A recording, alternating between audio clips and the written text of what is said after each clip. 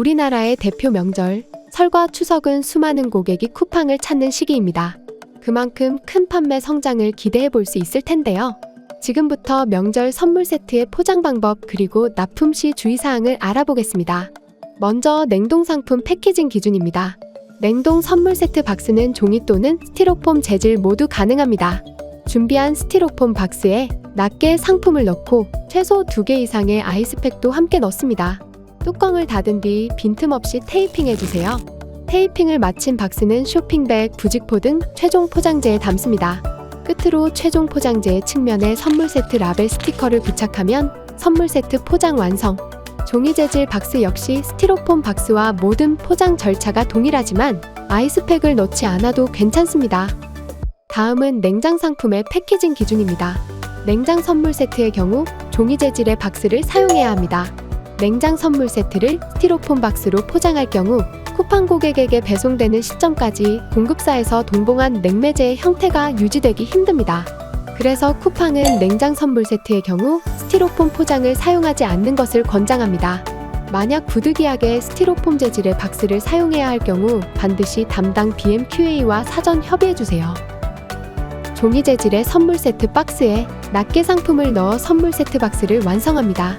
완성한 선물 세트 박스는 쇼핑백, 부직포, 웰박스 등 최종 포장재에 담습니다. 만약 별도의 최종 포장재 없이 고객에게 박스째로 제공하는 상품이라면 이 과정은 생략 가능합니다. 최종 포장재의 측면에 선물 세트 라벨 스티커를 부착하면 선물 세트 포장이 완성됩니다. 간혹 공급사에서 쇼핑백, 부직포 등 최종 포장재를 직접 패키징하지 않고 선물 세트 내부에 동봉하는 방식으로 운영하는 상품이 있는데요. 이 경우 역시 담당 BMQA와 사전 협의 부탁드립니다. 최종 포장을 마친 상품의 외부에는 반드시 선물 세트 라벨 스티커를 부착해야 합니다.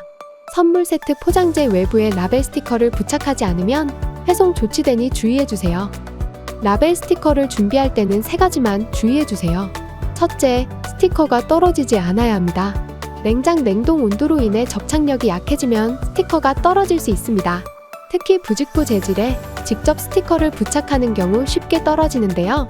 이를 방지하기 위해 반드시 부직포 측면을 비닐로 제작해주세요. 또한 라벨 스티커의 재질 역시 저온에서도 접착력이 유지되는 유포지 재질을 추천합니다. 가멸지의 경우 쉽게 떨어질 수 있어 이로 인해 회송 처리될 수 있으니 주의해주세요. 둘째, 가장 소비기한이 짧은 상품을 기준으로 대표 소비기한을 작성해야 합니다. 다양한 상품으로 구성된 선물 세트의 경우 상품마다 소비기한이 다른 경우가 있는데요. 이때는 구성품 중 가장 짧은 소비기한을 라벨 스티커의 대표 소비기한으로 작성해야 합니다. 대표 소비기한보다 실제 구성품의 소비기한이 더 짧은 경우 회송 조치되는 점 참고해주세요. 셋째, 실제 상품과 쿠팡 상세 페이지의 한글 표시 사항이 상이할 경우 회송됩니다. 쿠팡 상세 페이지와 실제 상품의 고시 정보는 일치해야 합니다.